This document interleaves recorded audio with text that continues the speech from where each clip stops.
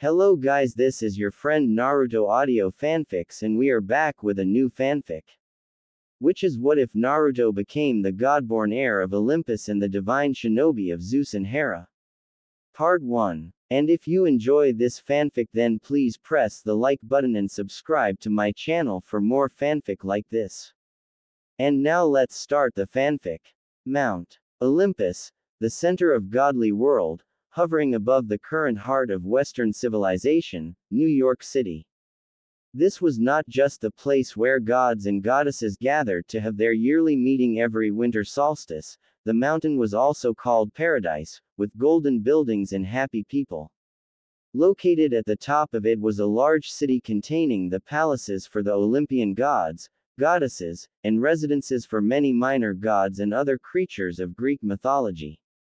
But the greatest structure of Mt. Olympus was the throne room, the hall of the gods. It was the place where the gods of Mount Olympus have their summer, winter solstice, and regular as well as emergency meetings. High above, the blue ceiling could be seen glittering with constellations. The thrones of the gods stand in AU around the hearth, starting with Zeus and Poseidon's thrones as they are the most powerful Greek gods. From Zeus and Poseidon's thrones the goddesses sit on the left side of the hearth and the other gods sit on the right side and Hestia's hearth is in the center of the hall. Since no meeting was currently being held in the throne room, most of the Olympians, the 12 most powerful gods, were minding their own business all around the world, or taking care of the domains that they represented.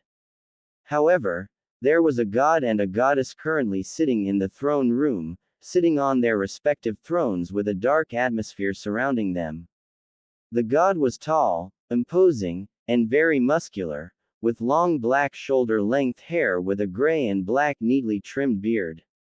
He had brilliant electrically blue eyes with a serious and proud, but very handsome face. His attire was a dark blue pinstripe suit. This was Zeus, the Greek god of honor, justice, lightning, rain and the sky. He was the king of Olympus, the youngest son of the titans Kronos and Rhea, and the husband of the goddess Hera, who was sitting next to him with a face void of any emotion. Hera was the eldest daughter of Kronos and Rhea, whose long licorice black hair she inherited. She had a face of regal and unapproachable beauty like that of a supermodel on a fashion runway, and a pair of large, soft brown eyes that one could get lost in. She was the goddess of familial love, marriage, motherhood, women and also the queen of Olympus. As they sat on their respective thrones next to each other, the atmosphere between them was thick and heavy, as if one could cut through it with a knife. The king and queen of Olympus had not spoken any words to each other for a whole week now, all because of the horrible event that had happened last Sunday. Talia Grace, the latest demigod daughter of Zeus, was killed by the monsters sent by Hades right in front of Camp Half-Blood and later turned into a tree with magic to protect the camp from all monsters by Zeus himself. Hera wasn't happy about it, not in the slightest. Zeus had cheated on her again, her, the goddess of marriage, for a mere mortal woman. Not only that, but he had also turned his daughter into a tree to make sure that she would never fall into their eldest brother's grasp.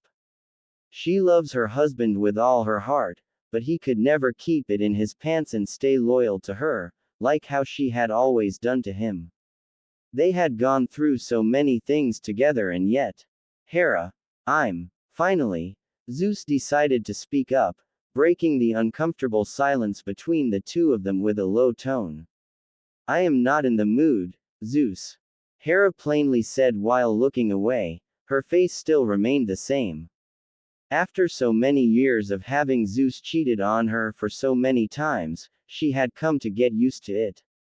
But, unlike her son, Hephaestus, who would gladly divorce his unfaithful wife, she couldn't ever get over it mentally.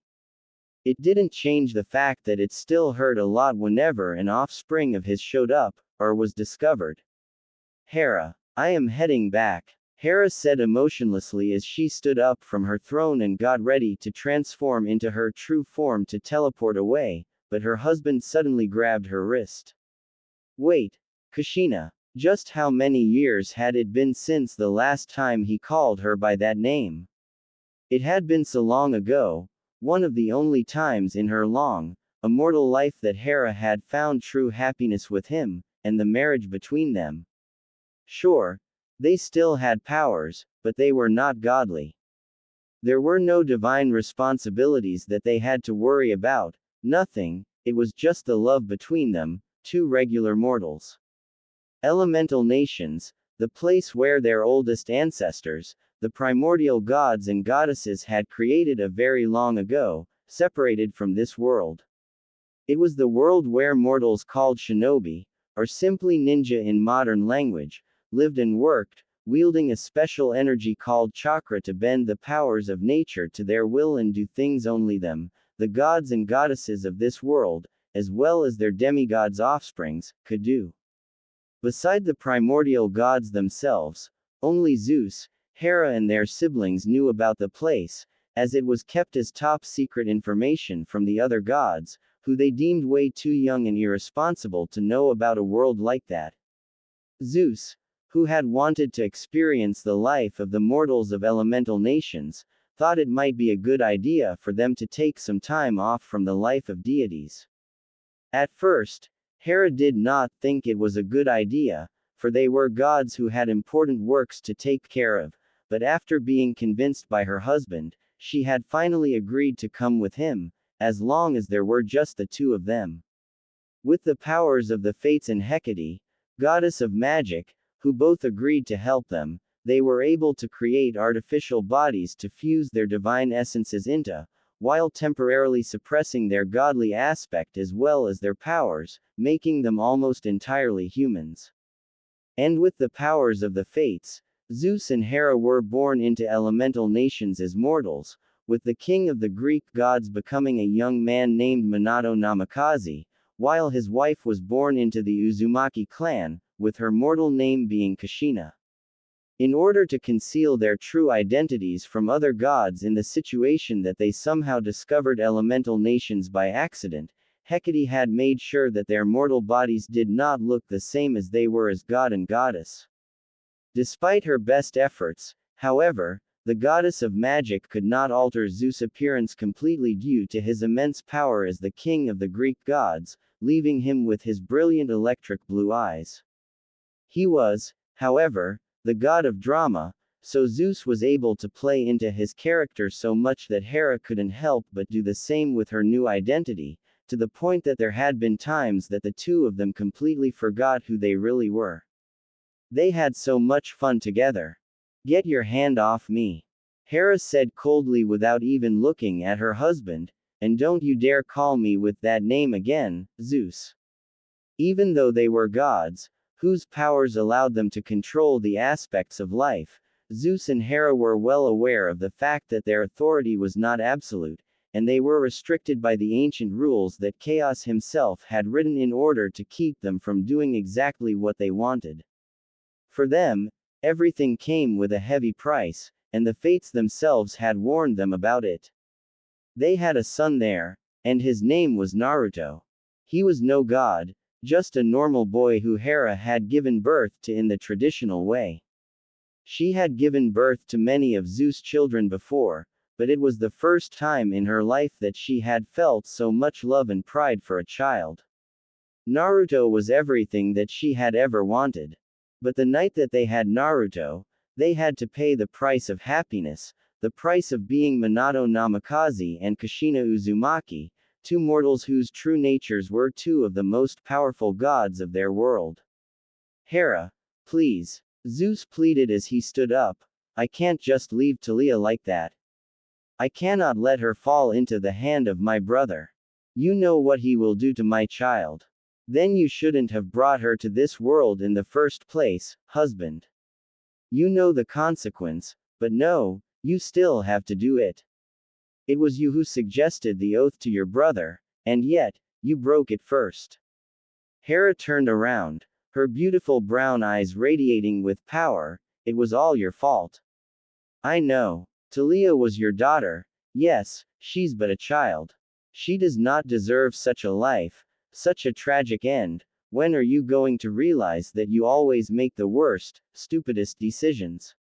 She spoke to him sternly, and even though her voice did not hold any emotion, even Zeus could tell that she was incredibly angry, and was ready to explode at him for real.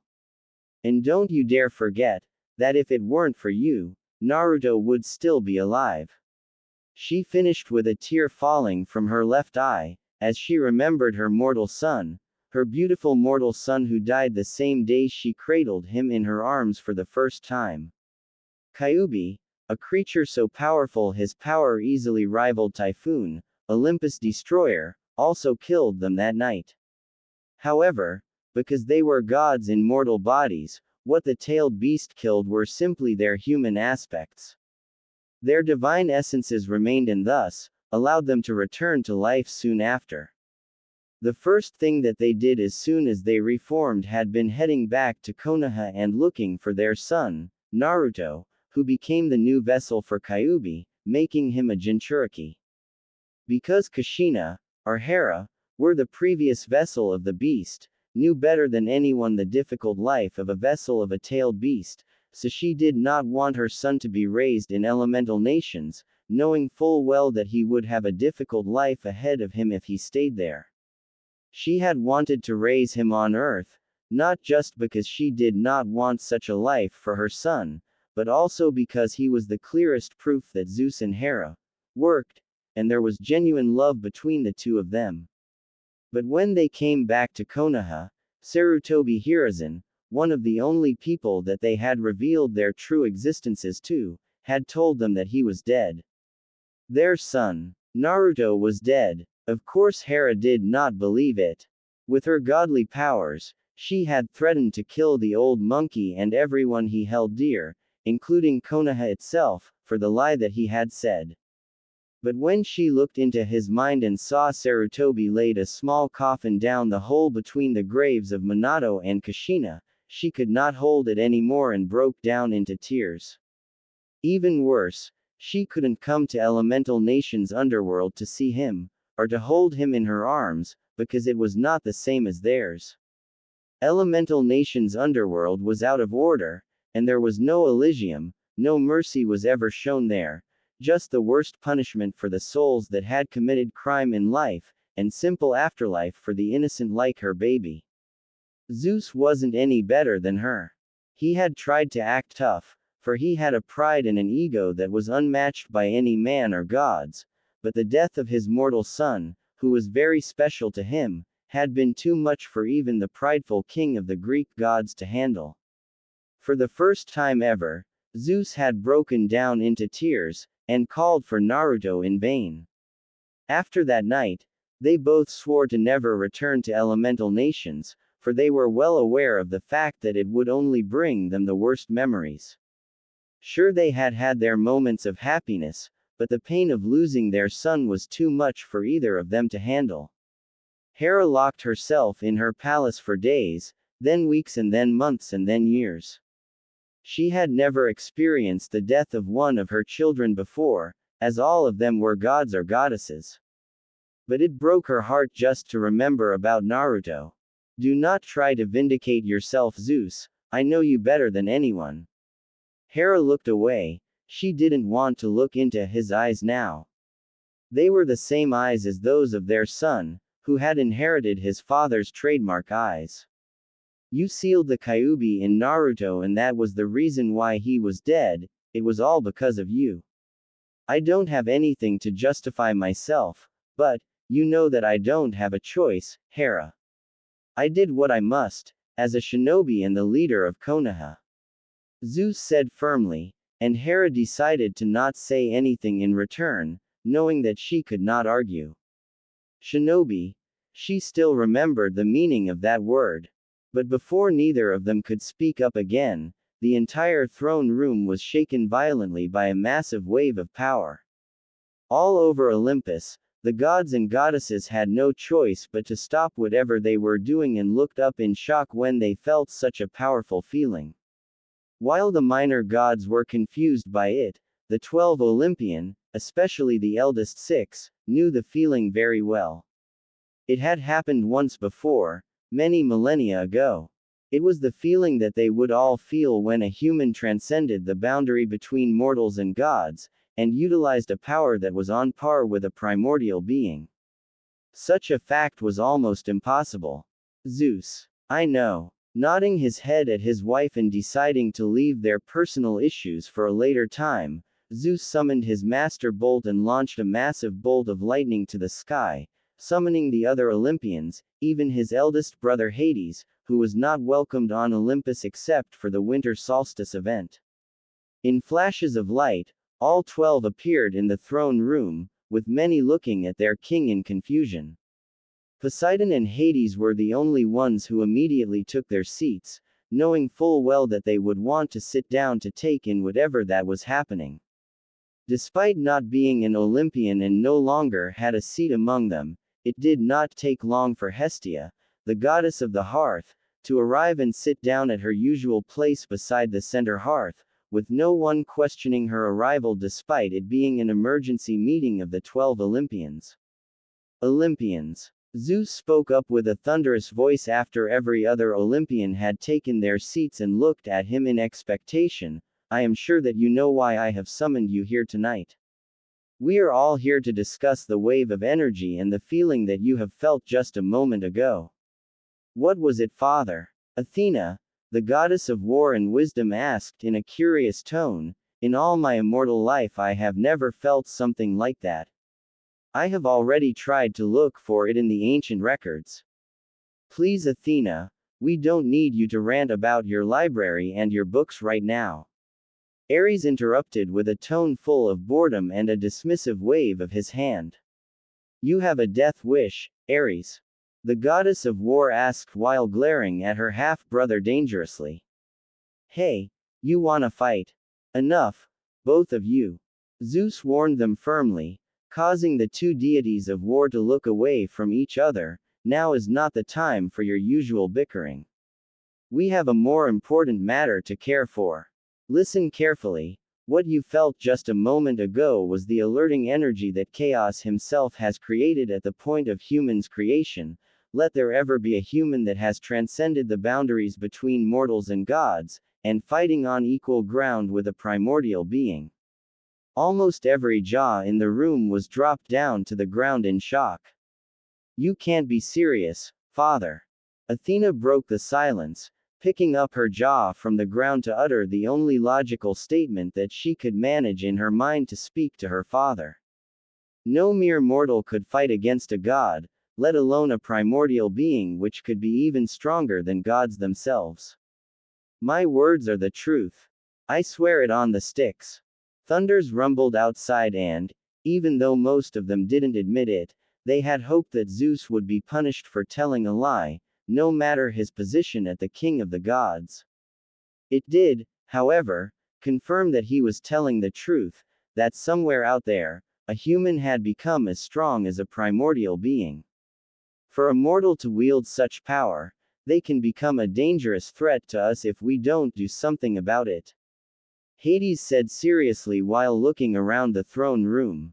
And there is also the problem of the being that they are fighting. Poseidon pointed out, receiving a nod of the heads from both of his brothers. We always keep a close eye on our oldest ancestors, so we know that it couldn't be any of them that are fighting this mortal. Whoever it is, they must have the powers that rivaled one, and is considered a primordial being by nature itself. Which makes them even more dangerous to us than this mortal. Zeus said, before summoning Iris, the goddess of rainbow, who appeared before them looking as confused as the younger Olympians had been. Take this, Iris. With that said, Zeus summoned with his master bolt a brilliant crystal, which he then handed to Iris before telling her, it will allow you to show us with your powers the mortal and this primordial being, if they are still fighting. Make sure that it's one way only. We need to see who they are without alerting them of our presences. Yes, Your Majesty. Iris replied before activating her powers with the crystal in hand. A rainbow soon appeared in the center of the throne room, showing them the images of a shadowy figure that soon became clear.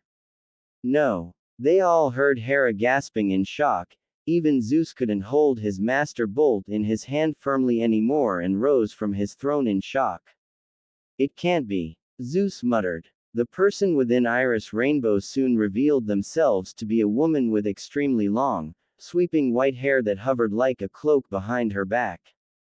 The most noticeable features about her, however, were the two horn-like protrusions that stuck out from her head.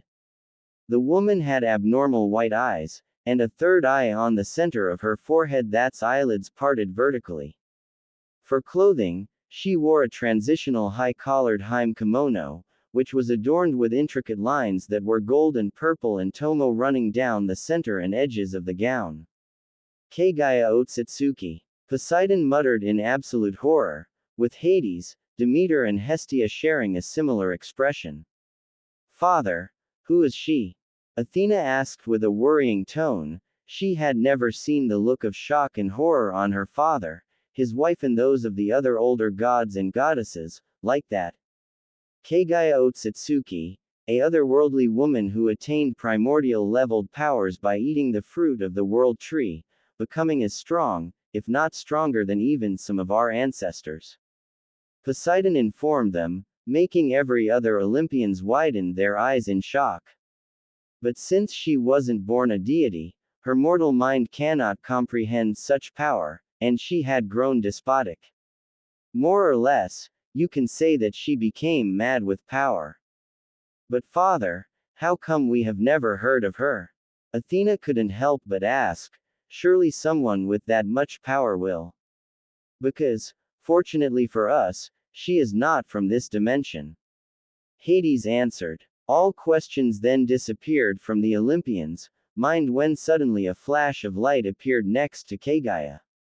With energy-like claws formed around their hands, the person then used it to cut away one of the goddess of rabbit's arms before disappearing again in a flash of orange light, so fast that even Hermes couldn't keep up with him. This must be that mortal who has ascended beyond the boundary between mortals and gods. Poseidon said, with a hint of admiration in his tone. As that, Hera raised an eyebrow in confusion before looking at her husband, who nodded his head in confirmation before saying, Hiroshin. The lighting god muttered, but only his wife could hear him. It was Hiroshin or something similar to it. Being the one who had perfected the technique, Zeus could recognize it anywhere. The person then reappeared behind Kaguya and delivered a roundhouse kick to her back, sending her flying before pulling out two black sticks from the black orbs leviating behind his back, throwing it toward the limp arm of Kaguya on the ground, stabbing through it like he was doing it to keep that arm immobile. They finally got a glimpse of the mortal who was fighting Kaguya head-on, which made Zeus and Hera widen their eyes in utter shock. The person bore a striking resemblance to Zeus, human disguise with spiky blonde hair. His eyes, however, were orange instead of brilliant blue, with his pupils greatly resembling a cross. However, Hera could see that his face had the same shape to that of Kushina Uzumaki. He was wearing what looked like a yellow, energy coat with a black bodysuit underneath. The bodysuit covered his torso, reaching down his arms to his knuckles, and down his legs to the point just above his sandals. He also had a pattern of 6 magatama around his collar. Sasuke, out of the way. It seemed that he wasn't the only one who was fighting her, as there was another boy who had his entire body in a thick, purple-like energy in the shape of a gigantic warrior samurai with wings. Quick Naruto. The black-haired boy, Sasuke shot himself out of the warrior and shouted to the blonde, who nodded his head and attacked Kaguya after him. Naruto. It can't be. Hera, who couldn't stop herself from gasping loudly in shock, shot her hands up and covered her mouth in realization. She had recognized the blonde-haired boy long before his friend shouted out his name, which was the only confirmation to her suspicion. Yosh. Let's do this guy. He shouted before in 9 puffs of smoke, 8 identical clones of himself appeared and stood on thin air, circling around Kaguya with each raising their hands above their heads and creating 9 different kind of spinning energy orbs above them, with the same spinning wings of energy that made them look like large shurikens wielded by ninja. Wow! Apollo and Hermes Wolf whistled in amazement at the sight of such techniques, while Ares was crackling in excitement because of the battle that was unfolding before his eye. The Rasengan, Zeus muttered in AEW as he sat back down his throne, his eyes never leaving the young man as he and clones prepared to throw the energy shuriken at Kaguya. I can't believe it. He completed the Rasengan, Senpo, Cho Biju Rasenshuriken. They shouted and threw all 9 Rasenshuriken at the goddess of Rabbit at once, creating a massive explosion that sent her flying. The combined explosion was so powerful that even though they were only watching, the gods and goddesses of Mount Olympus couldn't help but feel as if it was happening right before them, with some even feeling the intense shockwave and energy generating from it. Incredible! Athena said in amazement. So this is the human whose powers matched that of a primordial being. But powerful as he is right now, are you sure that he's just a normal human? Well, you can argue that he's a bit more than just human, even before attaining such power. Poseidon answered with a shrug of his shoulders, watching the fight with interest. He must be a shinobi, but I have never seen one this powerful for so long. Shinobi. Keep your damn voice down, Owlhead. This is starting to get good. Ares once again interrupted his sister when another massive warrior formed, this time around a man with silver hair and a mask covering the lower half of his face. Kakashi. Zeus couldn't help but ask in surprise. Zeus, do you think it is him? Ignoring the silver-haired man, Hera turned to her husband and asked him with the most hopeful tone, do you think he is really our Naruto? I think he is, but I don't understand why Hiruzen told us he was dead. Zeus said, as lightning crackled dangerously around his master bolt. Hiruzen has a lot to explain. That is not the case now, Zeus. Our son is fighting Kaguya Otsutsuki. Hera gritted her teeth and reminded him. It was fortunate that every other Olympian was watching the fight so intensely they did not notice the conversation between them. We have to help him. Before she could stand up, Zeus suddenly put a hand on her shoulder, stopping her. I don't know why, but I think he got this. Zeus said, turning to look at Hera with a look she had not seen since her husband reformed from the death of his human aspect. Plus, remember our oath. Going to elemental nations right now will only bring bad luck to Naruto, and that is the last thing he needs at the moment. Hera bit her bottom lips in frustration, wanting nothing more than to argue with her husband and head straight to elemental nations to help Naruto, but deep down, she knew that he was right. God's oath was not something that even they could break so easily. Normally, it would be their children and those who related to them that would have to suffer the consequences, and in a situation like this, bad luck would be the one thing that she did not want to bring to her son. So without any other choice, Hera chose to sit down to her throne and turn back to Iris, Rainbow to watch the fight worriedly, praying to the fates that her son and his friends would triumph over Kaguya. And so, for the next several minutes, the Olympians sat on their thrones of powers and watched as Naruto and his teammates fought Kaguya Otsutsuki, who was slowly pushed back by their combined efforts and powers. Eventually, the four, with Naruto and Sasuke being the two main factors, successfully sealed away Kaguya and the giant rabbit monster that she had become by a sealing technique that gathered rocks on the ground to lock her inside an enormous, planet-sized orb of Earth, which then flew slowly to the sky and looks just like a small version of the moon. Interesting technique. Artemis, the goddess of the moon herself, said after seeing the similarity in the new moon Naruto and Sasuke had created to imprison Kaguya and the moon that mortals of their world interpreted her chariot, which was the moon itself. They did it. They defeated Kaguya. Poseidon uttered in shock, awe and admiration. Son. Zeus muttered proudly while fixing his gaze on his son. Never before had he felt this proud in his immortal life. Then everyone saw Naruto turning back to normal, revealing his normal features as well as his brilliant azure blue eyes just like Zeus. Besides the fact that he's kinda hot, am I the only one who thinks that his eyes look a bit familiar? Aphrodite asked slowly while glancing toward Zeus, who chose to ignore her and everyone else as he kept his eyes on his son, who walked toward the severed arm of Kaguya, making the Olympians finally notice a strange, blob-like shadow with a face and sharp teeth hiding inside the sleeve. "URG, what the hell is that?" Aphrodite couldn't help but ask in disgust at the sight of such creature. "By the way, you didn't want to leave your mom, right?" Naruto then asked with a slight smirk down toward the dark being inside the sleeve. "Why, it muttered in shock. "You have been hiding in the shadows all this time, but I noticed you." He reached his hand down out and grabbed the arm, picking it up. "You're just a part of the shinobi's history I created so far, you are just a brat, you can't." Naruto's eyes hardened before saying firmly. The shinobi's history was made by the lives of many ninja and their deaths. With that said, Naruto then threw it toward the moon along with the arm of Kaguya, a firm look on his face as he shouted after them, "A brat who can't even leave his mother's side, won't ever understand a thing about it." Indeed. Athena nodded her head in approval before snapping her head to look at her father, Shinobi. "Ninja. Father, you have a lot to explain."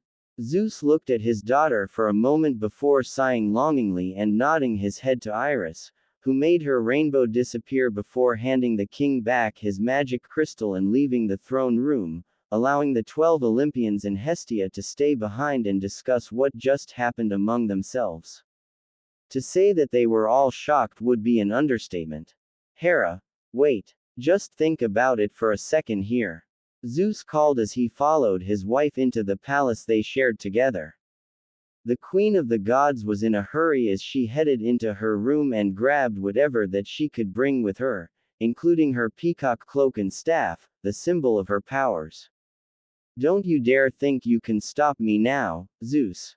I am heading there." Hera replied to her husband with a firm tone. "I know that you are worried for Naruto, believe me, I do as well, but we just can't stomp into his world and say we're his parents just like that." Zeus frowned. "We have an oath to uphold, Hera. You know how ridiculous it sounds when you are the one who said that." Hera asked sarcastically, making Zeus roll his eyes at her, "And I don't care. I am heading there and I'm gonna bring Naruto back with me." "Then what? You wait for the sticks to finish punishing our son?" Zeus asked in a serious tone. "Calm down and think about it for a moment here, Kushina. We swore to Styx that we would never return to elemental nations, so the moment that we put our foot back on its earth, Styx would turn her attention to Naruto. He might be powerful now, him defeating Kaguya is the clear proof of that, but there are punishments that even one as powerful as a primordial being cannot avoid. Do you want to make his life even more difficult than it already is? You know better than I do what the life of a Jinchuriki is. Do you want our son to suffer even more because of the decision that we made, and will make?" But Hera tried to argue, but once again, she knew that her husband was right. It was rare for him to win an argument of theirs so easily like that.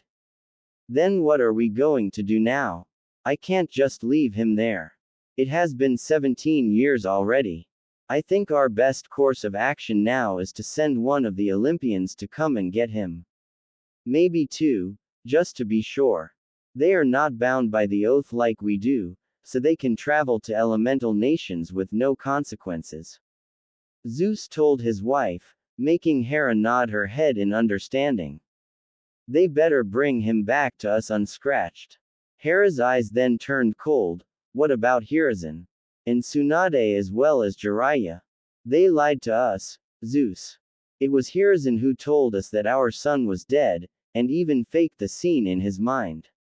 I don't know how he did it, but I want an answer." I do as well, Hera. Zeus replied to his wife with a nod of his head. Artemis, the goddess of the moon and hunt, asked while looking around the hall of the Greek gods, patiently waiting for someone to give the answer to her question. Anyone who looked at Artemis could see that the goddess of the hunt did not want to be there, and no one could blame her since none of them wanted to be summoned at this time of the year either, with the only exception being maybe Athena, who was sitting on her throne burying her face in a book in a manner not unlike a hard reader in a library. Around the throne room, every other Olympian was minding their own business. Ares was yawning in boredom as he sat on his throne in the most ungodly manner. At the same time, Aphrodite was, just as Artemis had expected, caring only for herself, double-checking and even triple-checking her own looks in a handheld mirror, trying to perfect her already so-called perfect look. At the very least, Artemis appreciated the fact that the goddess of love was not trying to bother her again, something that she had been doing a lot recently much to her annoyance. Hephaestus, meanwhile, was tickling with the machines on his lap, trying to put together or invent a new mechanical item that Artemis did not recognize. Dionysus, meanwhile, was reading a wine magazine while drinking from a can of Coke, looking quite miserable and more drunk than he normally had been before the punishment their father had put on him. Demeter was ranting again about how good cereals were again to their health even if they were gods to anyone who was bothering enough to listen to her, which in this case was none other than the goddess of the hearth, Hestia, everyone's most favorite auntie. Her childish brother was, just as Artemis had expected, engaging his brother in arm in more things than just blood and best friend Hermes about the women that they met in their immortal life, which disgusted her to no end. Poseidon, on the other hand, was sitting by himself and twirling his trident around in his hand, probably thinking about the Atlantic and his people. Surprisingly enough, Hades had also been summoned to the meeting, and the god of the underworld was currently sitting on his throne-like chair, looking quite laid back with his hands behind his head. She had no reason to not like her uncle, but his presence on Olympus outside of winter solstice meeting had always meant that something big was going on and they needed every god of the Olympian Council to present. Yo, Artie, do not call me that, brother. Apollo's face instantly lost its color when a knife flew past his head, missing his cheek by only an inch and stabbing into the backrest of his throne. Artemis, please try not to murder your brother here. Poseidon spoke with an amused chuckle. It was him who had changed the trajectory of the knife in the air and saved Apollo the trouble of having to use his own power on himself. I will keep your suggestion in mind, uncle, but no promise. Artemis said with a smile to the king of the sea, as she retrieved her knife with a wave of her hand. And how can I help you, brother? Do you know why we are all here?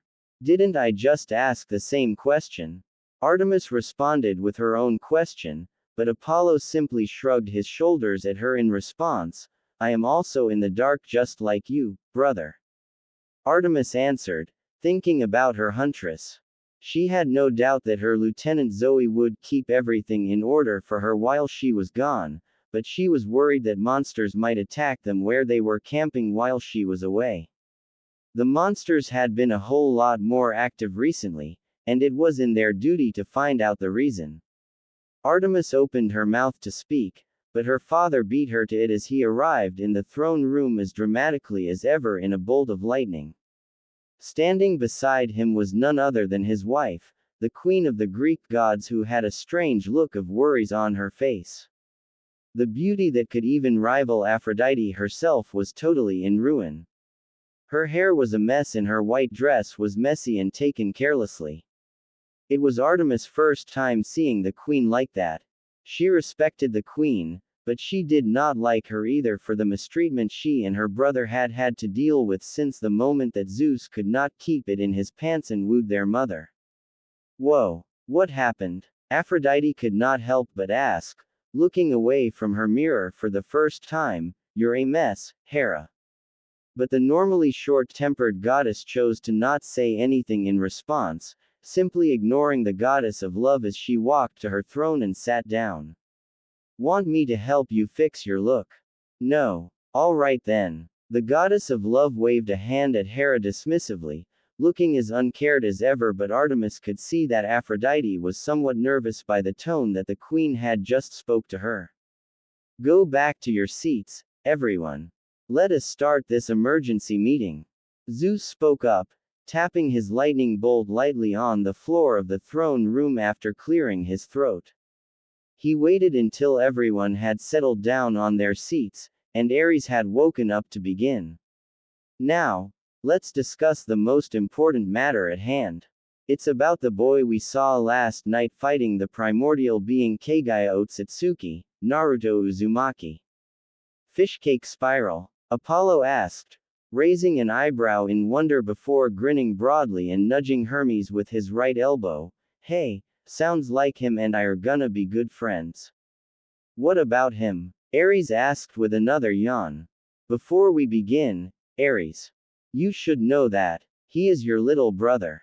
Hera interrupted her husband, speaking up for the first time, and made Ares along with the rest of the Olympian council gasp in surprise.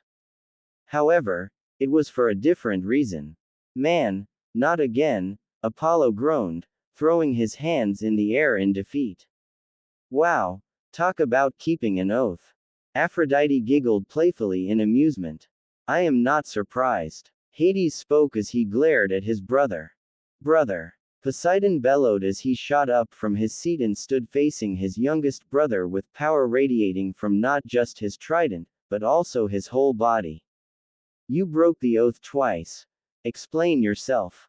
Wanna say anything before I send some underworld folks after him, wherever he is, little brother?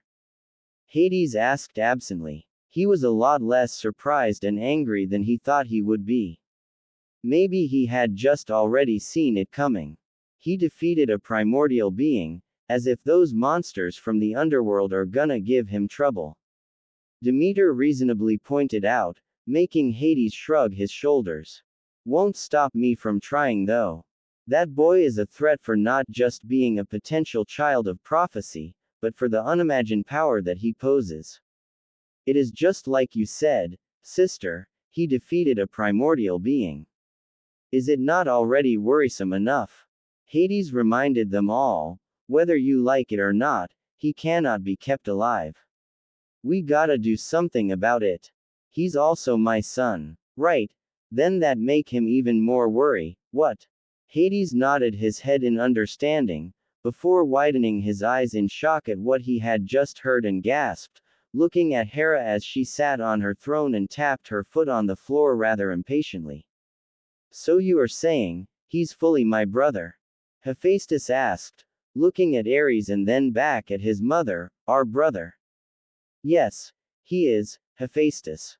Hera answered with a sigh, before glancing over to Zeus and giving him a meaningful look, as if urging him to be quick.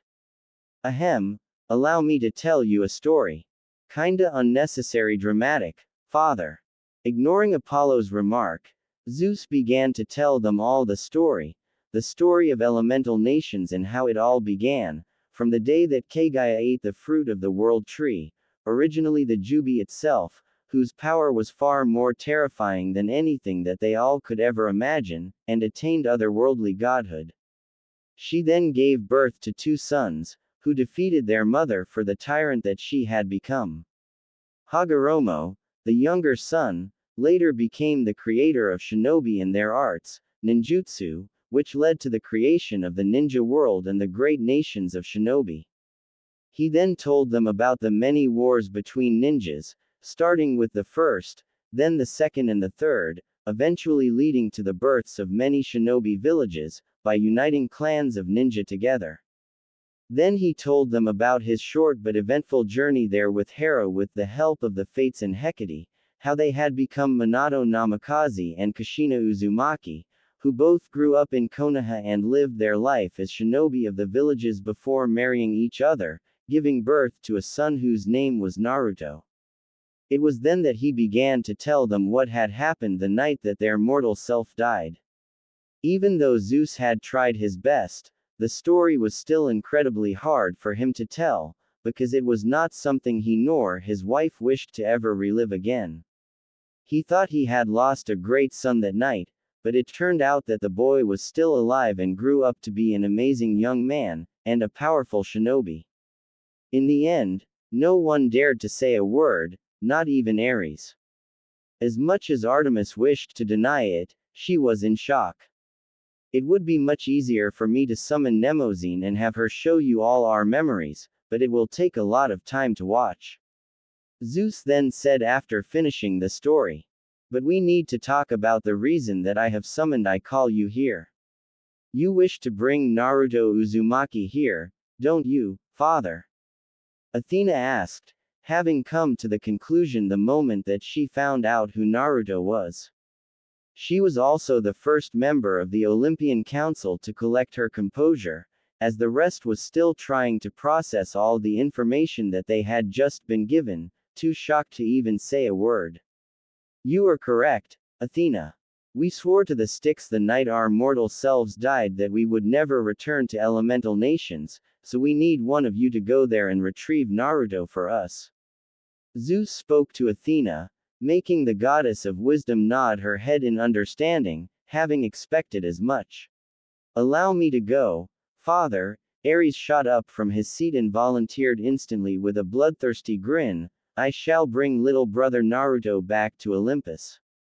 In one piece. I think not. Hermes pointed out while Apollo snorted, and I am not talking about him. You think I will lose to him? Duh. Apollo and Hermes spoke at the same time, after looking at each other. How about you allow me to go? Artemis was not surprised to see Aphrodite then volunteering herself, raising her hand in the air and speaking in a sing-song voice. I am good with people, so why don't you let me bring Naruto here? I am sure that he can use a guide like me. I think we can both go also. Apollo said, with Hermes nodding his head in agreement. Who can bring Naruto back to our world faster than the fastest duo of Olympus? He asked dramatically, his whole body glowing like the sun, making Artemis cover her eyes with a hand as he got up and high-fived Hermes. While I am very glad that there are so many volunteers, Zeus said, while Hera could shake her head while looking around the throne room in slight disappointment and annoyance. It appeared that no one wanted to bring Naruto to Olympus because it was his rightful home, and it was something she had fully expected before going to the meeting. But last night, Hera and I had decided the most suitable choices for this mission. Athena and Artemis, please come forward. What? Was all Artemis could utter in surprise when her father called for her name. Fair enough. The goddess of wisdom, on the other hand, nodded her head, closing the book on her lap and stood up from her seat, having fully expected her father to choose her and her sister. She had nothing against it, and not to mention that it would be a great opportunity for her to see elemental nations with her own eyes. Father, may I know why you have chosen me for the job? Artemis decided to ask while looking at her father. Artemis, you are my best tracker. Elemental Nations is a massive world. It's far larger than ours. Hera and I can teleport you to Konoha, but we need you to help your sister track down Naruto and bring him back as soon as possible, just in case he's not in the village and has gone off on a mission somewhere else. He's a shinobi. My decision is final, Artemis. Zeus spoke up before Artemis could open her mouth to speak anything again, making her blow a strand of her auburn hair away from her face in annoyance. If you're worried about your hunters, send them to Camp Half-Blood and have them stay there for the time being. Make haste, you two. If there is nothing more to talk about, then this council is dismissed. With that announcement from the king, most of the Olympians got up from their seats, with Hades and Poseidon bidding a quick apology for their youngest brother for flipping out at him earlier before teleporting away. A few, however, continued to remain. I will go make the preparation. I will meet with you later, sister. Athena spoke to Artemis before flashing away herself, leaving Artemis to be the only one left in the throne room besides Zeus and Hera. Strapping her hunting knife into its holster, the goddess of the hunt then stood up and walked toward her father, but to her surprise she was stopped by none other than Hera, who grabbed her hands and spoke to her with a pleading look in her eyes. Artemis, please bring Naruto back to me as soon as you can. Hera spoke, making Artemis widen her eyes.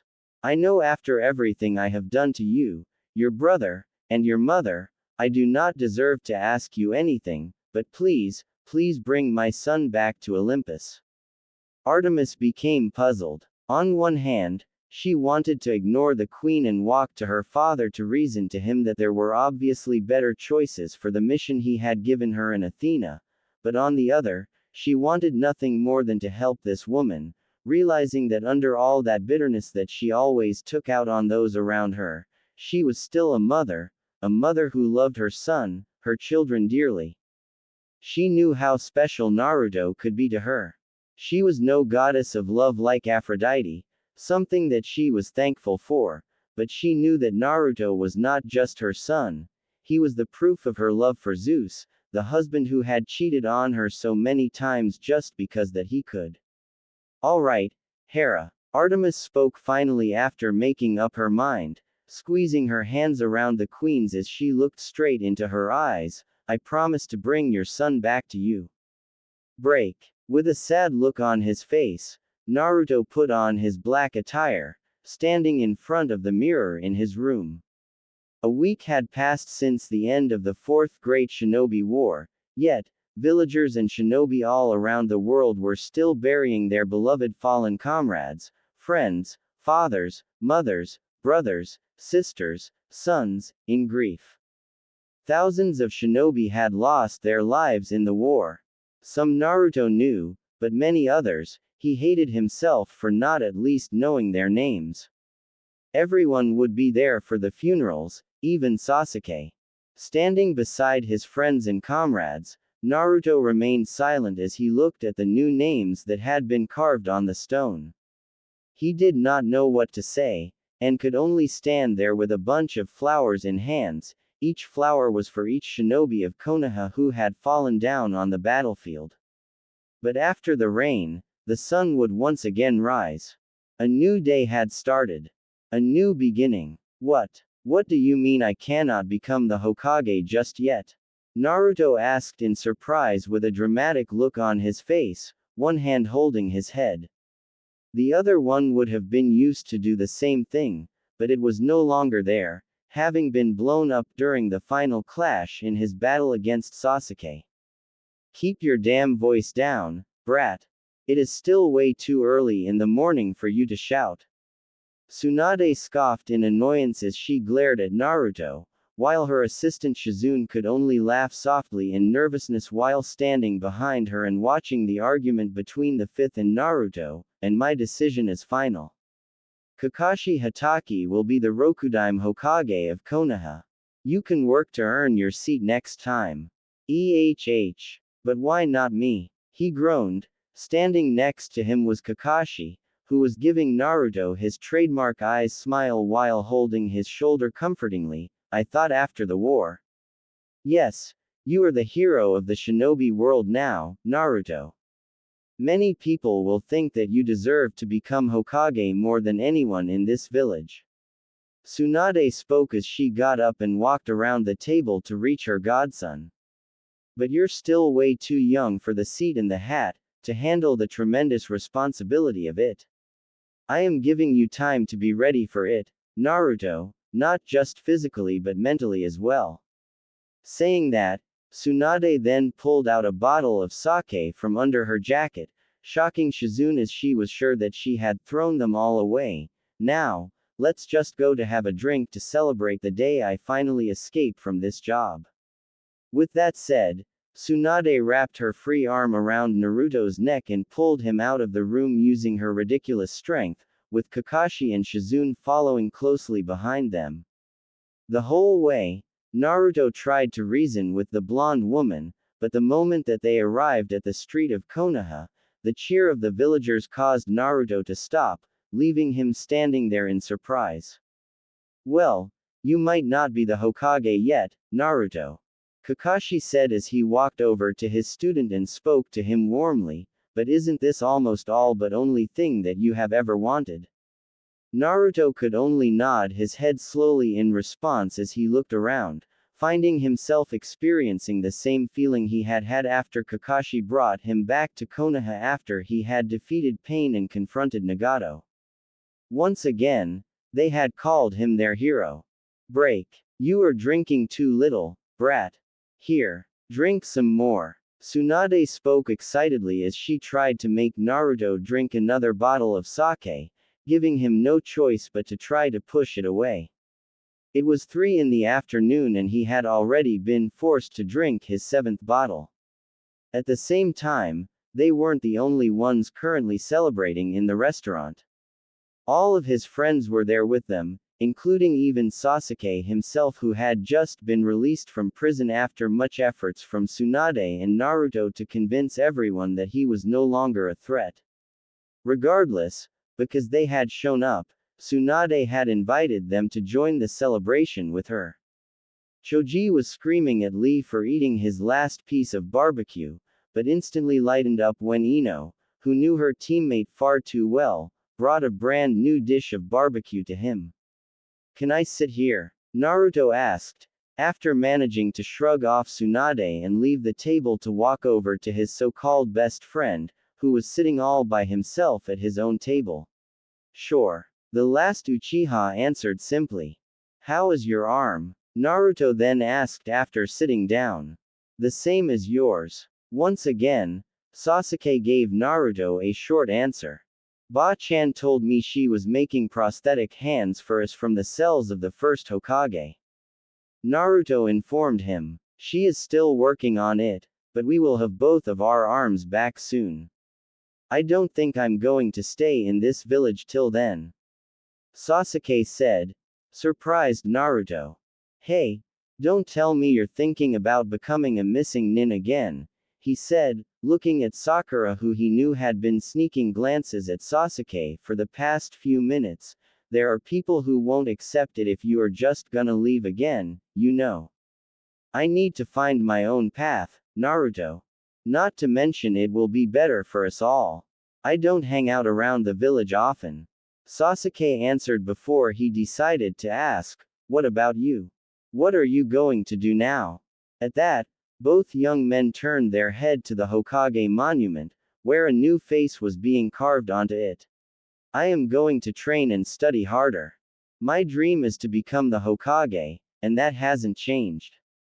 Naruto said with a determined expression on his face. I see. Pouring some sake into an empty cup, Sasuke then pushed it toward his blonde-haired friend before picking up his own cup and holding it out toward him. So, for the Nanidime Hokage. Yeah, for me. Naruto grinned. At the same time, training ground 44, the Forest of Death. A bolt of lightning then shot down from the sky and struck an empty spoke between trees. From there, 3 women emerged, the first being none other than the virgin goddess of the hunt and moon herself, Artemis, dressed in a white shirt, silver jackets and black jeans to go with black combat boots. On her back was a quiver filled with silver arrows emitting a moonlight glow, while in her hand was a beautiful silver bow that was radiating a tremendous amount of raw power. Is this the place? Artemis asked, looking at her older sister who was looking around in wonder. Standing beside them both was a girl who was dressed in almost the same outfit as Artemis did, with the only exception being the camo pants. She was also a tall, graceful and gorgeously beautiful young woman with dark brown eyes, a slightly upturned nose and copper-colored skin. I think we are. Athena finally answered, nodding her head to her sister. What nature? Zoe, the lieutenant of the Hunt of Artemis, spoke in amazement while looking around. This forest, it's breathtaking. Artemis could only nod her head to her lieutenant and best friend in agreement while looking around the place herself. Being the goddess of wildlife, she had a powerful connection to the nature around her, and she could feel a very powerful natural energy within the forest, reminding her of Earth before mortals invented machines and started cutting down trees for their own profits. Sister, are we close to Konoha? I believe we are actually inside Konoha. This must be the forest training ground that father mentioned. Athena spoke as she walked around ahead of both Artemis and her hunter and brought out from her back pocket a map of Konoha, which her father had given to her before teleporting them to the place. It seems we need to go this way to get to the village. From there, we can look for father and Lady Hera's old home, where Naruto Uzumaki lives.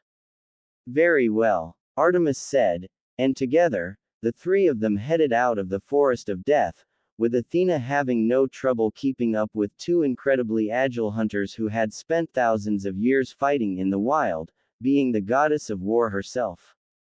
During their journey, they had an unpleasant encounter with a giant centipede, but it was quickly shot down by Artemis and Zoe before it could do anything.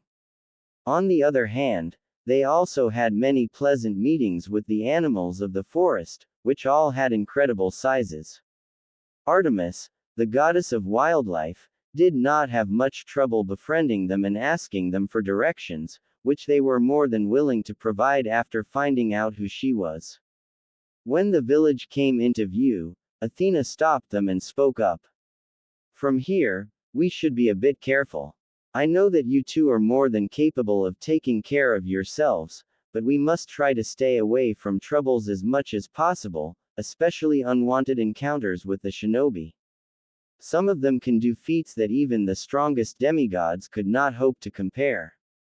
Let's keep to the shadows then.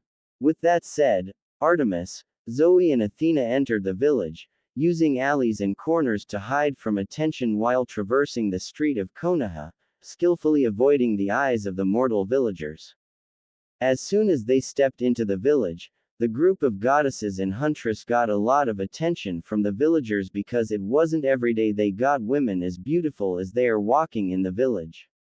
However, when they were deciding the best way to cross a street to reach Namikaze residence, Zoe and Artemis spoke up at the same time as they felt presence approaching them at rapid pace from above. We got companies. They all spun around, and saw a ninja wearing a bird mask appearing in front of them, with two more accompanying him from behind. With the exceptions of the masks, they all wore a type of uniform, which consisted of black clothing, a gray flak jacket, metal arm guards and gloves, ninja sandals with spike, 3 ninja pouches on their back waist, a signature spiral tattoo on their shoulder and sword on their back. Who are you and what is your intention? The bird mask shinobi, an Anbu, asked in a dead serious tone. Let me handle this. Athena stepped forward and spoke calmly, holding up both of her hands. Greetings. My name is Athena. My name is Athena and this is Artemis and Zoe Nightshade.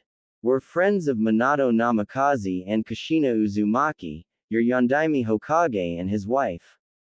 The Anbu captain's eyes widened behind his mask at the introduction, but visibly he made no bodily reaction to show them what he was feeling. At the same time, he could tell that the woman was not lying. Our superiors will decide if you're speaking the truth or not. Calmly, he replied to them, if you do not mind, please follow us peacefully. We will escort you to the ones in charge. Very well then. Athena turned to the two eternal maidens and translated everything she had just said to them, having been speaking to them in their languages, which he had been learning. He wants us to come with him. Artemis nodded her head in understanding and removed her quiver from her back, making Zoe do the same, the both of them understanding very well that they would have to give their weapons to secure some trust from the other party. It was standard procedure anywhere and not just their world, not to mention that they could retrieve their gears any time with just a snap of their fingers. But before she could give her weapons to Athena so that her sister could hand them to the shinobi, a glint of yellow caught her attention, causing Artemis to snap her head up and look at the house on her right. Time seemed to slow down around Artemis as she focused her sight on that yellow blur, having no trouble keeping up with it and fully seeing it as Naruto Uzumaki, who was jumping from rooftop to rooftop at the speed and grace that surpassed even some of her best huntresses. Artemis, wait! Athena called when suddenly the goddess of the hunt turned around and leapt into the air, launching herself so high up the Anbu was left gasping in surprise. Transforming into an eagle, Artemis then flew forward until she was ahead of Naruto and transformed to drop down right in front of him, causing the blonde to gasp in surprise and stop himself, tripping on his feet and falling down on his before incredibly beautiful auburn-haired woman that suddenly appeared in front of him. Found you, Naruto Uzumaki. Artemis said. Wah! Who are you? Was the only logical question that Naruto could ask in response as he gazed up at Artemis. Artemis. Oh no, Kurama thought inside of Naruto's mindscape, knowing well who this woman was from Naruto's mother. Oh right, I cannot understand what you are saying. Artemis said, hitting herself mentally for not giving enough effort in learning his language before leaving. Sorry, but I cannot understand what you are saying. Naruto spoke to her while silently reaching behind his back to pull out a kunai at the ready. Anyone who could suddenly appear out of nowhere in such a manner could be quite dangerous. Naruto, I sagely advise you to keep your weapon holstered in front of this woman, and try not to piss her off, okay? Why? You know her, Kurama. Naruto could not help but ask his Biju companion, looking at the gigantic nine-tails fox in his mindscape. Her name is Artemis. I can reassure you that she's friendly and quite reasonable to talk to so long as you do not rub her the wrong way, as she has some problems with the opposite gender. What does that even mean? She doesn't trust men. Why didn't you just say so? Naruto scoffed in amusement at Kurama, making the fully merged nine-tailed fox roll his eyes at him before turning his attention back to the auburn-haired woman standing before him. Standing up, Naruto pointed a finger at her, making her look at him disapprovingly, before saying, Artemis. How do you? Before the goddess of the hunt could finish asking how he would know her name, even though Hera had told her and Athena that he did not have any knowledge about them, Naruto pointed at himself. Naruto pointed to himself, Naruto Uzumaki. I know who you are, boy. TCH, where is Apollo when you need him? Artemis clicked her tongue in annoyance, making Naruto mistake it for a gesture that was directed at him and step back in caution. Before either of them could say anything, they heard voices. Artemis. Hold it right there. Instantly, Artemis spun around and notched an arrow, holding her bow up and aiming it at the Anbu who had shot down behind her, aiming at his forehead. Do not sneak up behind me, boy. Artemis warned in a firm tone, pulling the string of her bow back and making it glow with her divine power. Before she could say anything, a whole group of Anbu then appeared around her and Naruto, looking alarmingly at the auburn-haired woman who did not look worried as she glanced around before seeing Athena coming toward her with Zoe, the two of them being chased by a team of shinobi, using Aegis to knock away the throwing weapons that were thrown at them as warnings. Whoa, easy there, you guys. Naruto called out as he stepped forward, pushing Artemis back with his hand just as Athena and Zoe arrived at Artemis' side, with the lieutenant huntress immediately backing her mistress up with her own bow and arrows. Everyone, calm down. Naruto-san, these women, they. Naruto Uzumaki, we are friends with your parents. Before the Anbu leader could inform Naruto of the situation, Athena spoke hurriedly to the blonde in his language, making him widen his eyes in surprise and immediately turn his head to look at her. At the same time, still with Artemis aiming her arrow at his forehead, the Anbu leader held up his hand and made a signal for his squad to lower their weapons, but at the same time keeping their guard up. You know my parents? He asked. It's not strange for people to claim to know his parents, now that the truth about him being the son of the fourth Hokage and his wife, Kushina Uzumaki, one of the former last surviving member of the Uzumaki clan, had gotten out, but he could not help but feel that there were more to her claim that meet the eyes. What do you mean when you say you know my parents? Who are you? The blonde continued to ask. Before answering his question, Athena looked firmly at Artemis, who narrowed her eyes at the Anbu around her before lowering her weapon along with Zoe, causing her bow to stop glowing.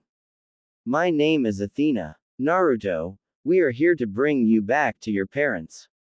The truth is that they are still alive. Athena answered him, shocking everyone standing in the area, and Artemis and I, we are your sisters. Hey Naruto, don't take it too seriously, but your sisters are freaking hot. Be nice, Kiba. Naruto scoffed lightly and spoke to Kiba with a roll of his eyes, but it only made the smile on his face get wider.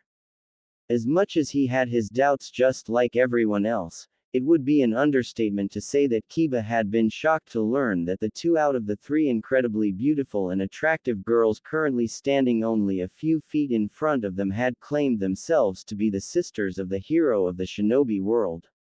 Though, nothing could surprise him more than the claim that Minato Namikaze, the fourth Hokage of Konoha, and his wife Kushina Uzumaki were both still alive. And they are not my sisters. But even if they are really not, they are still hot. Woof. The two young shinobi then turned their head when they heard a playful bark, and both found themselves widening their eyes in surprise when they saw Akamaru nodding his head to the auburn-haired girl, who appeared to be conversing with him in a casual manner in her language. Is she talking to Akamaru? Kiba asked in shock before looking at Artemis, who reached a hand out and petted Akamaru softly on his head. Hold on a second there, you can, really, real talk to dogs? Naruto asked in disbelief with his and Kiba's eyes widening as wide as dinner plates, despite having been told that Athena was the only one who could understand their language. What is she saying? Naruto looked at Athena and asked her after hearing Artemis spoke something more to Akamaru, making the black-haired woman then turn her attention away from Tsunade for a moment to answer him. She said his dog appeared to be smarter than him. Aden said, making Kiba drop his jaws in shock, and yes, Artemis can talk to dog, but her power does not just limit to carnies. She can talk to all kinds of wildlife. Seriously, Naruto said, looking at Artemis as she kneeled down to stroke Akamaru's fur with Zoe, who gave Naruto the impression that she adored the Ninken far more than she liked anyone else in the room, or at the very least, the boys. My apology, Tsunade-san, Athena continued as she turned her attention back to Tsunade, who continued to give the woman a puzzled look from behind her desk, as I was saying. My name is Athena, and these two here are my sister Artemis and her lieutenant, Zoe Nightshades. We are Naruto Uzumaki's sisters, and here to bring him to his parents, who are both alive. That, I must admit, is a lot to take in, Athena-san. Tsunade shook her head and said, glancing over to Naruto, who only gave her a shrug of his shoulders, looking just as disbelieving as everyone in the room. Minato Namikaze and his wife Kushina Uzumaki were two of the most beloved shinobi and kunoichi of this village, of our life. For you to suddenly appear from nowhere and make claims that they are still alive like that, I am very sorry, but it is very hard to believe. Understandable, Tsunade-san. However, I believe that there is someone who can justify my claim. Athena nodded her head in understanding, before she turned slightly to the side to look at Naruto, who crossed his arms on his chest in wonder as everyone else in the room turned their attention to him. Naruto, can you ask the Kyuubi, or Kurama, I believe that is his name.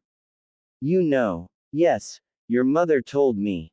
Athena nodded her head in confirmation, making Naruto look at her for a second before closing his slightly opening mouth in surprise to move his consciousness into his mindscape, finding himself standing before Kurama, who was also scratching his chin in wonder.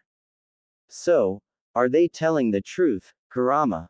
Unfortunately, she is telling the truth, Kyuubi told Naruto. Your parents are alive and well. What? He asked in shock, both at the outside and inside world. How can that be possible? And why didn't you tell me if you have known this the whole time? I wanted to, but I also wanted to give you some time to collect yourself after the war. I figured a few weeks after the funeral would be a good time. Kurama answered, making Naruto widen his eyes slightly before calming down, finding his reason to be reasonable as he could still remember. And for your information, the knowledge and memories that I had about your parents just happened to be split to the other me. It was only after fusing with him that I remembered that your parents were really alive. I see.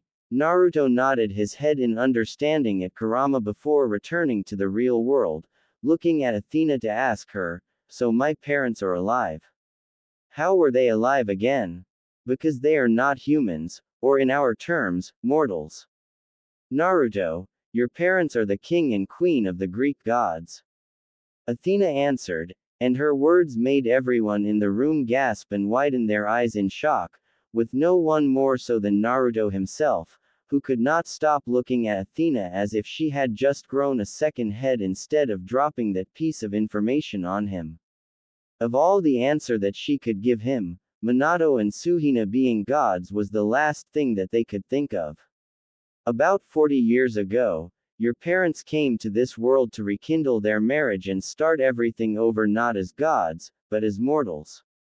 With the help of the Fates and Hecate, the goddess of magic from our world, they created mortal, artificial bodies for themselves and blend in this world. Athena explained, and she raised her hand to create a projection of the king and queen of the Greek gods in the room, each standing alongside their mortal selves, who then joined with them to create a singular being in a bright flash of light. The display left Naruto and everyone completely speechless, even though it was far from the most impressive thing that they had ever seen and also did not prove anything. Our father, Zeus, the king of the Greek gods and the Olympians, god of lightning and skies, became the man that you hear all addressed as the Yondaime Hokage, Minato Namikaze. Meanwhile, his wife Hera, the Olympian goddess of family and marriage, became Kushina Uzumaki. After that, Athena made the projection she created disappear, remaining silent with her sister in order to give the mortals time to take it all in, as no one knew what to say about what they had just heard and witnessed. Kurama. Naruto whispered. Yes, Naruto. As hard to believe as it is, everything she just said to you was the truth. The orange-tailed beast answered with a solemn nod of his head, making Naruto look down. I need a moment. Naruto said with his hands reaching out to stop Kiba and Shino when the two tried to help him as he stumbled back, at the same time giving Hinata a weak smile when she tried to do the same. I know it's incredibly hard for you to believe it, Naruto, but I swear it on the sticks that I am telling the truth. And in that moment, the sky rumbled, causing the shinobi to widen their eyes in shock. And if you need further proof. With that said, Athena raised a hand and summoned a bronze spear, causing the Anbu to instantly appear around her, with Naruto and Team 8 becoming alerted at the sight of the weapon. But the black-haired woman did not use it to attack any of them, and instead turned the spear to the palm of her other hand as she held it out for all to see. You see, Naruto, you are immortal because you were born from the mortal selves of your parents. Athena then pressed the blade of her spear down her palm and slid it back a little to make a shallow cut, but I was born a goddess, and as a deity, my blood is not the same as yours. With that said, Athena raised her hand and showed them her palm, showing them the cut where a glowing, golden liquid was trickling down, much to the shock of the shinobi in the room. This is Ichor, the blood of a god, and I am the goddess of wisdom and war. After a moment, the cut suddenly healed itself and Athena simply wiped her ichor away with a handkerchief, which she had magically summoned after making the spear disappear. Artemis is goddess of the moon, hunt, maiden and wilderness. The goddess of wisdom then continued her introduction, and to show them the proof that she was indeed what she had been introduced as, Artemis caused the sky to turn dark and the moon to appear, glowing brighter than anyone had ever seen in their life for a brief moment. However, those few seconds of the darkened sky and the full moon right in the middle of the day was far more than enough to cause the villagers of Konoha to look up in confusion, but only the shinobi and kunoichi inside the Hokage office knew what was happening. Even so, they could stop themselves from gasping like fishes on water. Kurenai, who was acknowledged as one of the best genjutsu users in the village, could tell that what they had just seen was no illusion, even though it had happened too fast for her to collect herself and try to dispel it. A bit too far, sister, and unnecessary. These ninjas have techniques that allow them to create illusions like that, so you can't convince them by showing them your powers in such a manner. Athena spoke to Artemis, who simply shrugged her shoulders in response before she turned back to Naruto to speak to him. And if you still need further proof, I believe someone other than Kurama holds the answers to every question that you have. With that said, Athena then looked at Tsunade, who was still trying to collect herself and comprehend what happened, and spoke to her. If it's possible, Tsunade-san, I would like to talk to this man whose name is Hiruzen Sarutobi. I believe he is your teacher, and predecessor. You are correct, Athena-sama, but unfortunately, after a moment of silence, Tsunade finally spoke up, in a more respectful tone than she had before, showing everyone that she had accepted the fact that the two women standing in front of her were indeed goddesses. Sarutobi-sensei passed away 2 years ago. He was killed by another student of his during an invasion against our village. What about Jiraiya? Minato's sensei? Aden asked, but it was Naruto who answered. He died also. The blonde said in a low tone, and that was enough for Athena to know that she had mentioned someone that Naruto held dearly. I see, so everyone who might hold the answers to your questions are gone. Sadly, those are the only people that Minato and Kushina trust with their secrets. Athena said with a small sigh before turning to Naruto to speak to him. A couple of weeks ago, you fought against this, Kaguya Otsutsuki, correct? Yeah. Naruto nodded his head. What about her? Well, your father had magical measures set up to alarm us of individuals who might have the strength to overthrow Olympus, where we're from. Athena answered, and a few weeks ago, your fight against Kaguya has released so much power that it could be felt across all realms, and set off our alarm. We tried to locate the source, and we saw you fighting Kaguya. That was how your parents found out that you were alive, Naruto.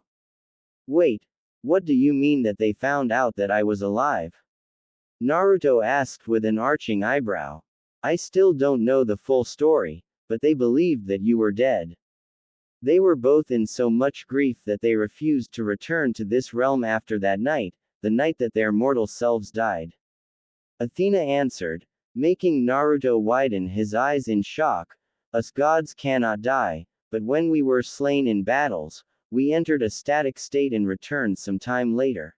It could be days, months, or even hours in the case of your parents. When they returned, they tried to look for you, to bring you to Olympus to live with them. Athena said, and then looked over to Tsunade to continue, but they were told that you did not survive and died. It was Hiruzen Sarutobi who told them that Naruto Uzumaki was dead. The statement caused Tsunade to become completely speechless, and was unable to do anything but look back at the goddess standing before her with shock-filled eyes. Your mother searched his mind to see if he was telling the truth or not. Athena then continued, and he did. I don't know how he tricked her, but he did. So, you're telling me that he lied to them, and he lied to me about my parents? Naruto asked Athena in disbelief, his voice trembling a little. He did not want to believe it, and was forcing himself to. But he knew, deep down inside, she was telling the truth. I will assume nothing, Naruto. You are going to have to figure out a way to discover the truth yourself. Athena said in a calm tone. However, you can trust that every word that came out of my mouth is the truth, or at the very least, what I know. I did not make anything up, and I did not lie to you about what I know. I swear it on the sticks, Naruto. And once again, the sky rumbled and Naruto could no longer stop himself from asking about it. What kind of swearing is that? The river Styx is a sacred river that separates the land of the living from the realm of the dead located in the underworld.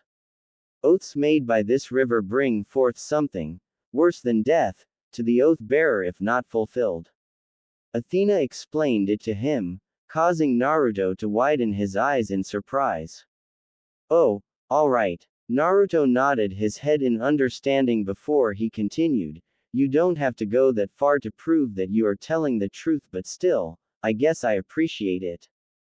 Thank you, brother. Too soon for that. Naruto immediately spoke up to stop her. We didn't know that for sure yet. Fair. Athena nodded her head to him with an acknowledging smile before she decided to ask, and it also happened to be the question that everyone was having in their mind. So what are you going to do now? I guess I need some time, you know. It just, a lot to take it. Naruto said with a weak smile. This is not how I thought my day was going to be when I woke up this morning. Hey man, same here. If you need any help with this, feel free to ask any of us.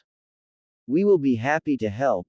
Kiba reached out and grabbed his shoulder comfortingly, making Naruto smile at him in appreciation before doing the same to Shino and Kiba, who nodded their heads to him alongside Kurenai.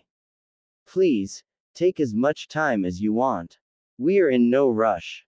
Athena said to him, before turning back to Tsunade to ask, Tsunade-san, would it be possible for you to arrange us a place to stay in your village for the time being? That night, Naruto sat on top of his father's head at the Hokage monument, looking at the village below while thinking about all that had been said to him earlier on that day. From where he was, he could see the inn where Athena, Artemis and Zoe were staying, and wondered what they were doing there. Because they were not allowed to leave the inn unless absolutely necessary, Athena had requested a bunch of books to read, but Artemis and Zoe did not strike him as someone who could stay still in one place for too long and be happy about it. So you're here, Naruto. A familiar voice spoke up from behind him, making Naruto turn around to look, not feeling surprised in the slightest when he saw Sasuke walking toward him. I heard the story from the Godime. Sakura and everyone are worried about you. Naruto only replied to him with a shrug of his shoulders as Sasuke walked up and sat down next to him. Remember our first fight at the Valley of the End? Sasuke asked. The fight you literally shoved your whole arm through my chest. Yeah, I remember that. Naruto nodded his head. There was a long moment of silence before both of them broke out in chuckles. Very funny, but, you remember what I screamed at you? About our parents. Yeah, at that time I didn't even know who they were. Naruto said as he stretched his legs out and leaned back a little. I thought they were killed during Kurama's attack on the village, or maybe they left me. But it turned out your dad was the Yondaime Hokage and your mom is a very skilled kunoichi. Sasuke nodded, pausing for a moment before continuing with a very small smile. And now, it has turned out that they might be even more than that. The king and the queen of the Greek gods, huh? Naruto said and looked up, finally noticing for the first time that night that the moon was larger and brighter for some reason. Although it did not take long for the blonde to figure out that it might have something to do with a certain goddess of the moon who was staying in the village, if she really was who she claimed to be. Anyway, Godime-sama also told me about the Sandaime. It doesn't matter anymore, Sasuke. Naruto shook his head and interrupted his friend, stopping him because he could finish it. He's dead, even if I want to ask him why he told my parents that I was dead that night, we couldn't. Who said we couldn't? Sasuke asked, causing Naruto to snap his head over to look at him. And it was only at that moment that Naruto thought about the idea. But didn't that snake face disappear shortly after the war ended? He asked, and they both knew who was referring to. Can we find him? Which snake face are you talking about? Orochimaru or Kabuto? Who is more likely to help us? It might take time to find him. Sasuke pointed out, but we can start looking tomorrow. I know a few places that he can be. We might be able to find something there. But what about the sacrifice? Naruto then asked, remembering the requirements for that certain technique to be possible. I'm not going to let him kill another person just to summon Oji-chan back so I can ask him a few questions. Don't worry, we will both make sure that will not happen. That night Naruto couldn't sleep, his mind filled with so much thoughts that it kept his eyes from closing and rest. He just laid there and stared at the ceiling, and the next things he knew, it was 4 o'clock in the morning. It wasn't like he could get any sleep anyway, so Naruto put on his shirt, a little hard because he was getting familiar with working with one hand only, but Naruto still managed to put both of his feet into his pants and tied the kunai porch around his legs, with another shuriken porch on behind him on his belt. Tying the Konoha's forehead protector at the back of his head, Naruto walked to the door of his apartment and walked outside, heading to training ground number 3 to have a morning workouts. It didn't take long for Naruto to arrive at the memorable place, the training ground where Team 7 was formed, and the place Kakashi taught them the first lesson, one of the most important rules of his life. Those who break the rules are scum, but those who abandon their friends are worse than scum. The training ground held so many memories, so maybe he should ask Sasuke and Sakura about having one last lesson with Kakashi before he became the Rokudaime of Konoha, to let him know how much Team 7 had grown after reuniting with each other. Suddenly Naruto heard the very familiar twang of a bow string and the following thud of an arrow hitting its target. He followed the sound until she reached a clearing with 3 wooden logs, the same place he fought Kakashi for the first time. There he found a little girl about the age of 10 or 11 years old with a very family auburn hair firing arrows at a target around 100 yards away. Even when Naruto knew very little about bow and arrows, he was slightly awed at the girl's skill with a bow. The speed and accuracy she was shooting at was better than any shinobi throwing their weapons. That girl looked oddly familiar though.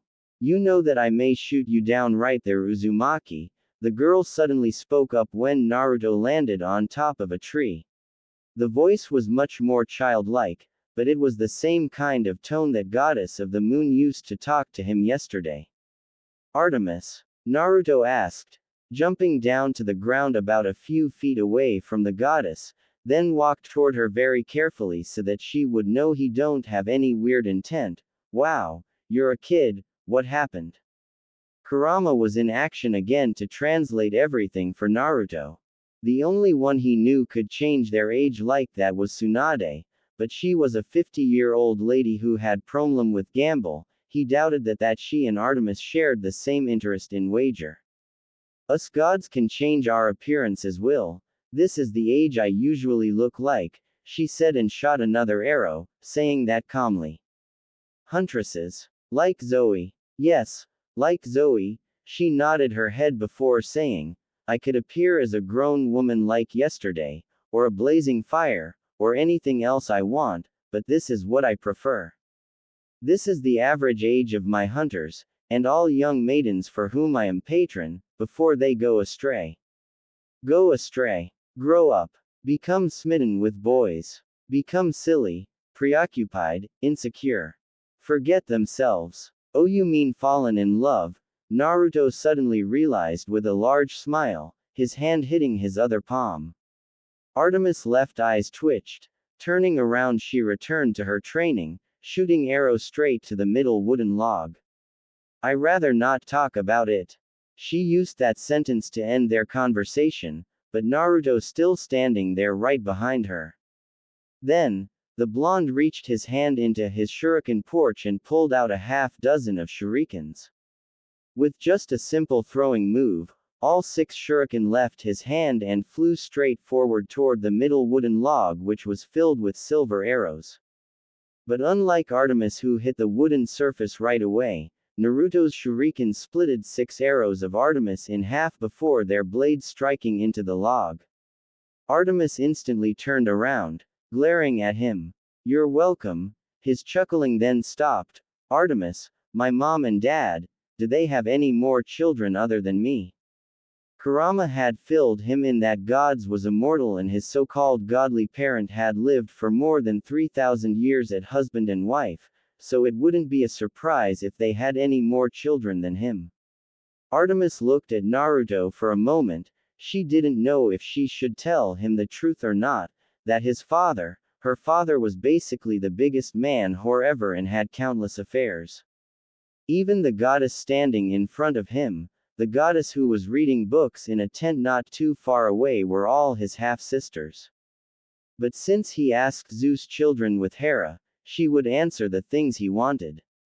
There are Hebe as the Greek goddess of youth and also the former cup-bearer of the gods back at the old day, Artemis started, then Enyo was a goddess of war and destruction. "Wait, isn't Athena the goddess of war?" Naruto asked, cutting Artemis off her speech. "Athena is the Olympians' goddess of war and wisdom, while Enyo was a minor goddess of war," she told him. "Athena has a more important role than Enyo, but it's kind of opposite in Roman." She wanted to pull out the knife and gut Naruto right there for making that totally confused face. Imagine your leader Tsunade and your shinobi council. Ah, so why didn't you just say so? Artemis nearly face-palmed. It seemed that she had figured it out, his problem. This whisker-cheeks idiot wasn't as stupid as she thought, quite opposite actually, it just that he was relatively naive, simple, and slow to understand principle or situations, often requiring an oversimplified analogy in order to grasp what was being explained to him. In short, to Artemis, a simple-minded idiot boy.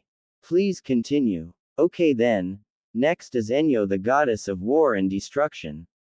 Can't say I will get along with her if we ever met, so the boy wasn't like war, Artemis mused, fair enough since he already went through a war himself.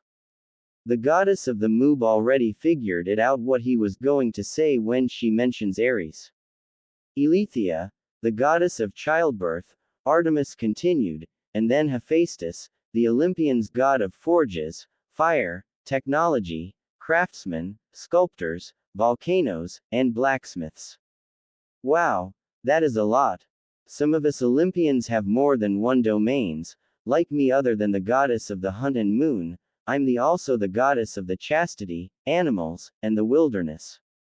Okay, alright, is there anyone else? Yes, Ares, Artemis said that with a very distasteful tone, making Naruto raised an eyebrow at her, Olympian's god of war.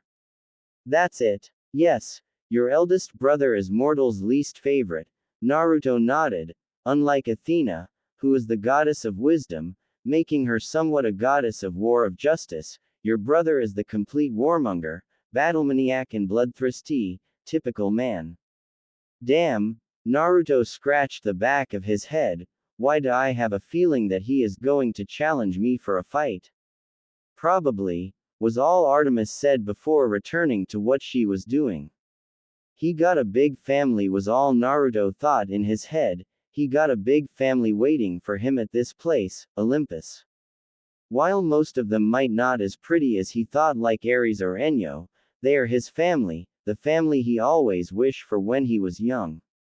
Then suddenly, after 30 minutes of neither party said any words to each other and focused on their morning workouts, Naruto's stomach suddenly grumbled like thunder, earning the attention of Artemis, who looked at him as if she was looking at a strange creature. Hee hee.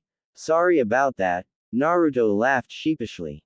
You're never stopped to amaze me, Artemis sighed, shaking her head. Just when I thought you're done showing yourself, once again you come back and show a new side of you. Guess it is because I am awesome, right?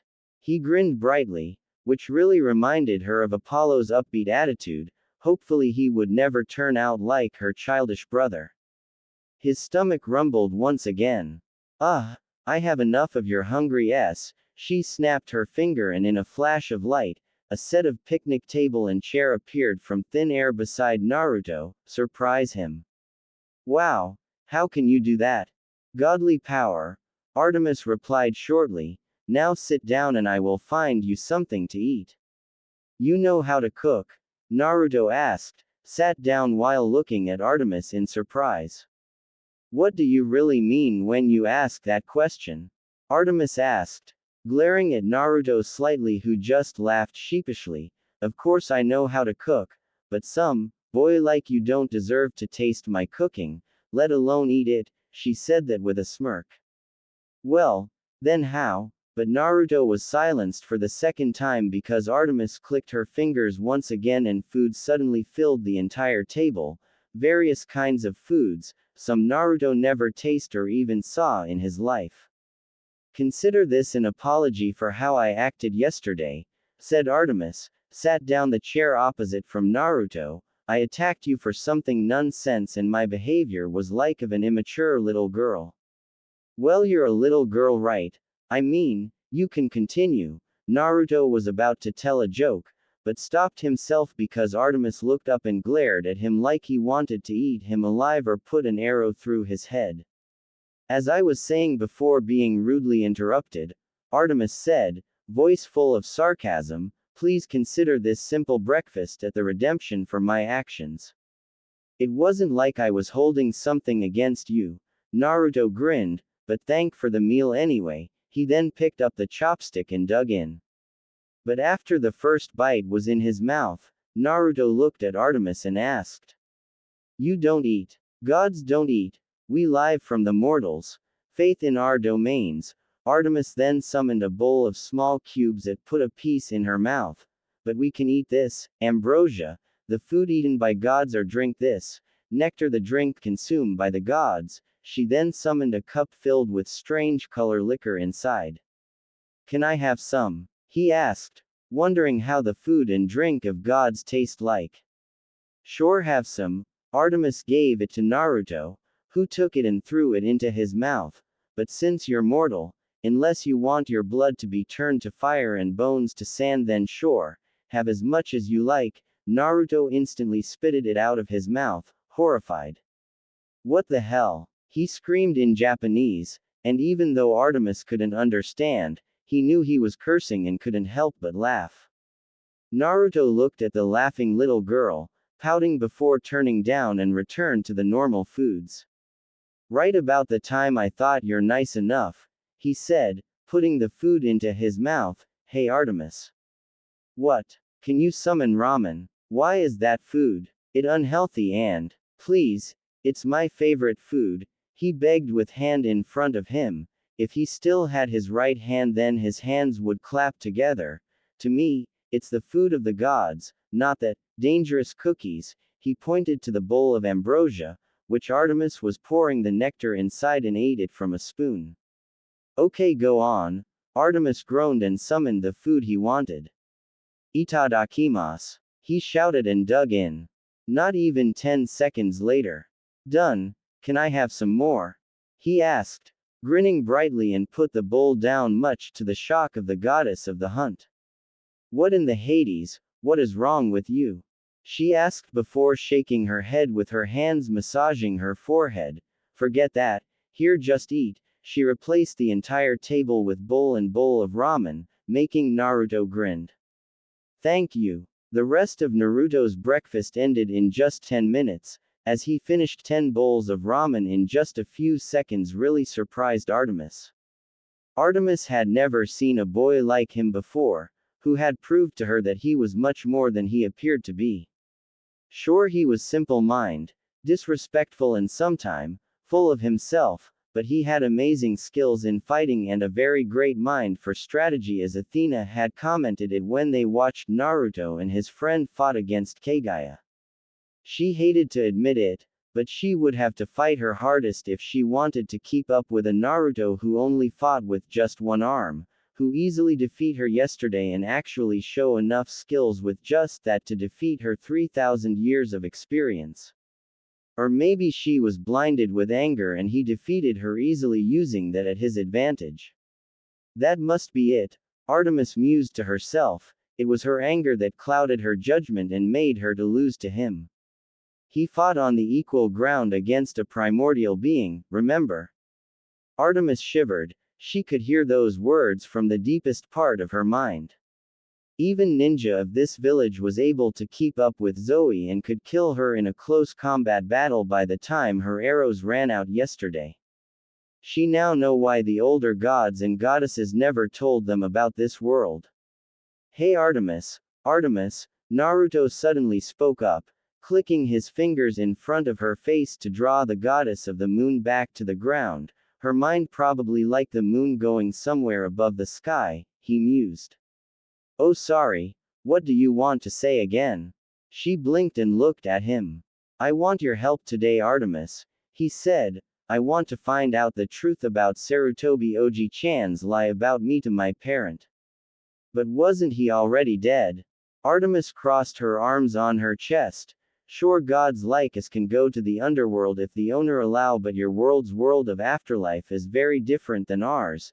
There is no guarantee that we can enter it the same way. I don't need you to take me to the underworld, hell or heaven, whatever it is. He shook his head. But I heard from Kurama that you have the ability to track one down even if they are halfway around the world. I want you to help me find this man, Orochimaru, and he is the key to all my questions. Find another man. This mission can't get worse. Artemis wanted to slap herself. Alright, I will help you, but as soon as you got your answer you will come with us, alright? If that satisfy me, Naruto nodded. Line break. It's nice to see you two so friendly this morning. What happened? The goddess of wisdom asked Artemis, sitting down the picnic table, the same spot Naruto had been sitting a few hours ago to talk to her half-sister. The blonde shinobi was standing in the water while punching and kicking his feet around, trying to get used to fight with his left arm since now he had to fight with just one hand for some time. We started off in the wrong foot, Artemis nodded, but at least he didn't do anything wrong yet, at least until now. So you two talk? Athena asked before bringing out a book. Just yesterday, the two was head-to-head against each other and Naruto had absolute problem with the opposite gender after all. And treat him breakfast, as an apology for action tomorrow. Did he talk anything about coming with us? Yes, but he needs to find out the truth about him being here without his parent knowing. He need me to help him find this man, name Orochimaru. Athena raised an eyebrow at this. Something about this man could help him talk to Hiruzen. Well, Shinobi has plenty ninjutsu and powers that we still don't know anything about. Artemis couldn't help but agree. You two talk. Can we just talk about something else? 7 o'clock. The two goddesses and Huntress stood in front of the main gate of Konoha behind Team 7, the same team of mortal that fought against a woman who was as strong as the primordial gods. Naruto and Sasuke had told Tsunade about the idea of finding Orochimaru to search for the information he wanted, and since Sakura was there as well, Naruto couldn't help but ask the last member of Team 7 to go with them to make their team a whole again in this mission. Tsunade-sama is nearly done with the prosthetic hands make from Hashirama-sama's cells. Sakura told her teammate, I guess when we come back after this mission you two will have your hands back. Great. Naruto grinned. At least he wouldn't have to learn to do the simplest kind of things with just one hand for the rest of his life. Like fighting with both arms were better than with just one. I don't think I can receive it anytime soon, Sasuke suddenly spoke up. What do you mean? Sakura asked while Naruto remained silent. he knew his friend would bring up this subject and told it to Sakura. I need to see it for myself. How the world looks, Sasuke told her. What? Sakura shuddered, looking down. Artemis' eyes twitched a little. Did that girl in love with that black hair boy? In her opinion, that was the worst possibility that could happen to any girls, no matter what worlds they were. Sakura was a strong young woman. The fight with Kaguya clearly showed that and would be a fine addition to her hunt. Maybe she could ask the young pink-hair lady to join her hunt after this, since it looked like the black-haired boy was going to leave her. Before Sakura can say anything further, Kakashi Hatake appeared with his hands in his pocket.